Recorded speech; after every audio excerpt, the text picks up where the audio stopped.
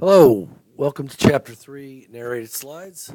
My name is Dr. Yoey, and today we're going to be working on Chapter 3. Chapter 3, some of the main topics are measures of location, or what we would also call central tendency. This is a measure of where the data set is centered, where all of these observations are clustered around. You can sort of think of it as the middle. Now, the problem is, we don't have any standard measure for middle. Depending upon your data set and what you're looking at, you may use the mean, which is the average. We add up all of our observations. Say we had the height of everyone in the class. We add up all those heights. We then divide the sum of everyone's height by the number of people in the class. And that would give us a mean or an average. You already know how to calculate this from math or sports, whatever, scoring averages. It's all the same. We then have what's called the median. The median is the middle observation. It's the one smack dab in the middle. Half of the observations are greater than it, half are less than. Then we have the mode. The mode is the most common or frequent observation. So if we were to, say, sample a class of 20 people, 5 of those people were 5'10", no other height had at least 5 observations. 5 was the most, and that was for 5'10". 5'10" would be our mode. Then we have weighted mean, geometric mean, percentiles, and quartiles, which we will cover when we get to them. The mean, the first measure of central tendency or location, is probably the most important. It's the one we'll be using the most. The mean provides a measure of the central location or tendency, or in where the data is clustered around. The mean of a data set is the average of all the data values. You know how to do this. Now, depending upon whether or not you have a sample mean or a population mean, the sample mean is denoted X bar. For samples, we typically use English letters. For population mean, we use Greek values. So for the population, if we were sampling a population, or censusing a population, mu would be the population mean. When we calculate X bar from a sample, that is a point estimator of the population mean, which you'll see later on towards the end of this class. The sample mean, X sub I, is our variable we're looking at. This might be height of people in the class. So X would be the height.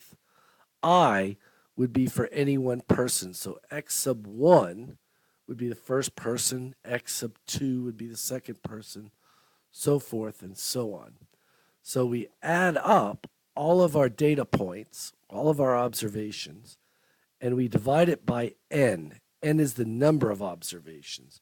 So we'd sum everyone's height in the classroom, and we divide it by 20 students, and that would give us the mean or the average height of a student in our class. The population mean, mu, is done the same way. The only difference is, instead of X bar, we have mu. That's a Greek letter mu. And that is equal to the sum of X sub I divided by capital N, which is the number of observations in the population. So maybe we were using height in the classroom as a point estimator of the average height of a Gadsden State student. In that case, Gadsden State students is our population. Our class would be a sample of that. So we'd add up the height of everybody at Gadsden State and divide that by the total number of students at Gadsden State. Let's say it's 7,000. And that would give us our population mean. Here, we're going to calculate a population mean. X sub I is a variable which we're collecting data on. This is our data set. There are 15 observations. To calculate the mean, I sum all of these observations, and you can see that comes to 90. I then take that 90, divide it by the 15 observations, and that gives me a sample mean of 6. So the mean of this sample is 6.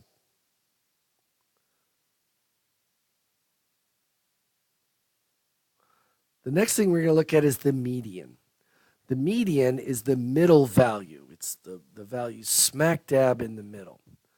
So the easiest way to do this is to arrange our data in ascending order.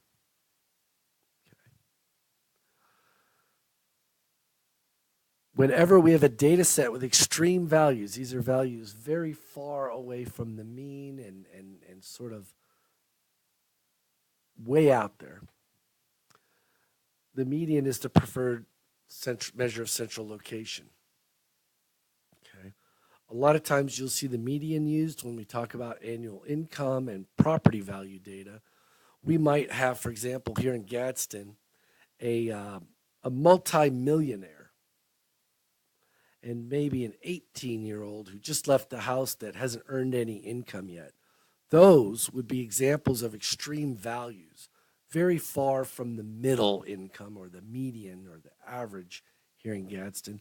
So where we have data sets like that, the median is the best measure of central tendency.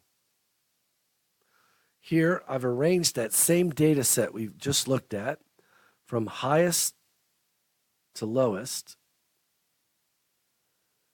from lowest to highest. And if you'll look, we got 15 observations. 1, 2, 3, 4, 5, 6, 7, 8, 9, 10, 11, 12, 13, 14, 15. The number smack dab in the middle of that would be the 8th observation. So we're going to count down 8 observations. 1, 2, 3, 4, 5, 6, 7, 8. That data set right there, there are 7 values lower than it, 7 values higher than it. It's right in the middle. So our median is 6. Now, if we were to have an even number of observations, then we would count to the middle 2.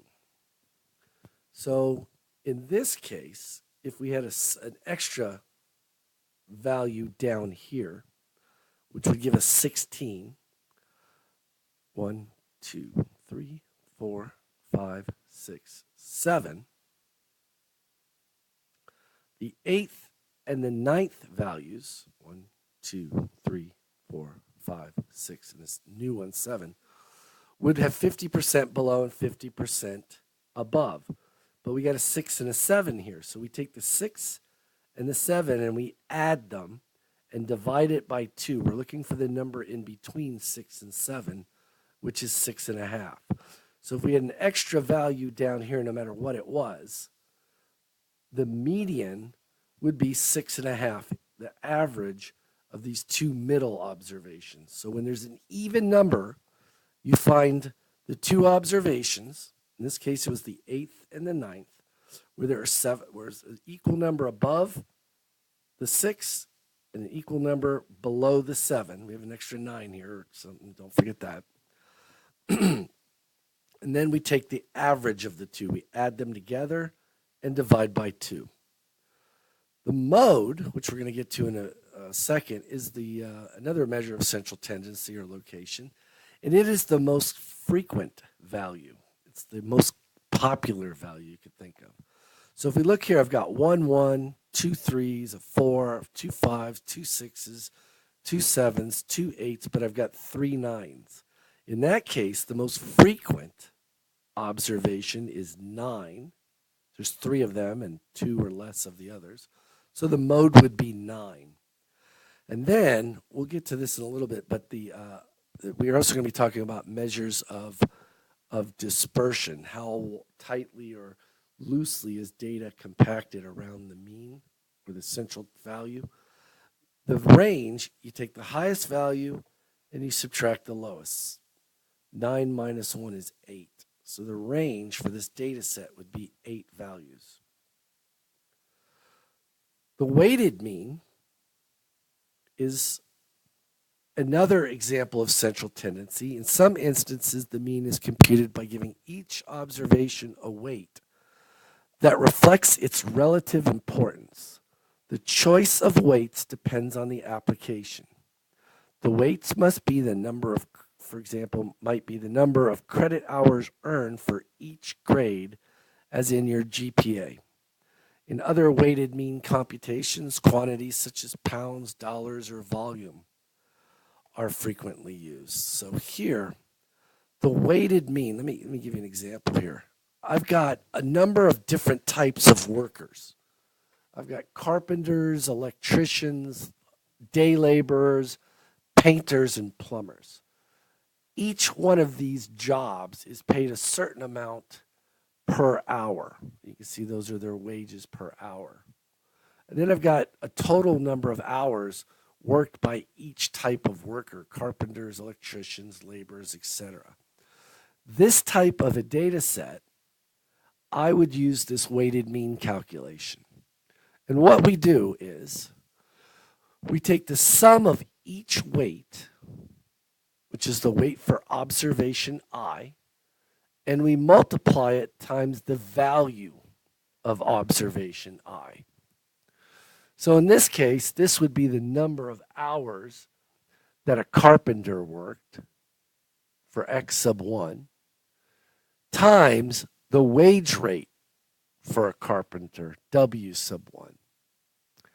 Then I would do the same thing for the electricians, my second type of job. This would be X sub I2, 230 hours, times W sub 2, the wage of an electrician, 28.2. So I multiply these numbers together, get answers out here, then sum that column. And we'll do that in a few minutes.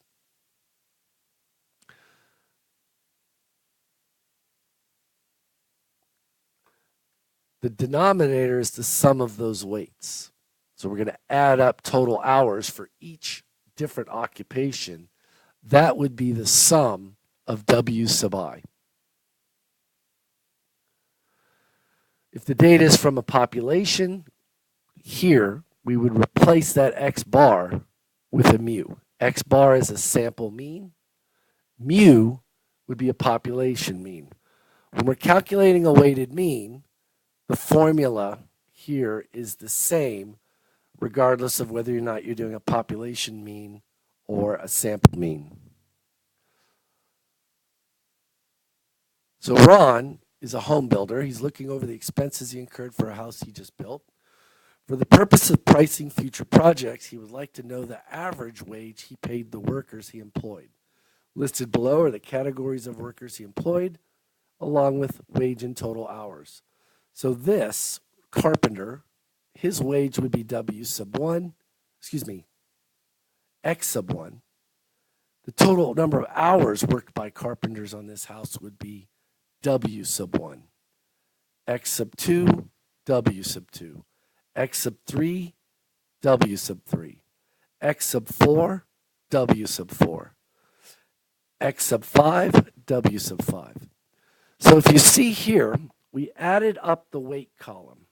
That was the number of hours each one of these guys worked. Then we multiplied X sub I, the wage, times the total number of hours each type of worker worked. And that gives us this WI X sub I column. So this is X sub I, which was the wage, times W sub I, which was the number of hours worked by carpenters. We did that for electricians, laborers, painters, plumbers. We sum W sub I, X sub I up. That's the total amount of wages this builder paid for this house. And we divide it by the number of hours people worked. And that gives us an average wage of $20, and when we round it to cents, 5 cents.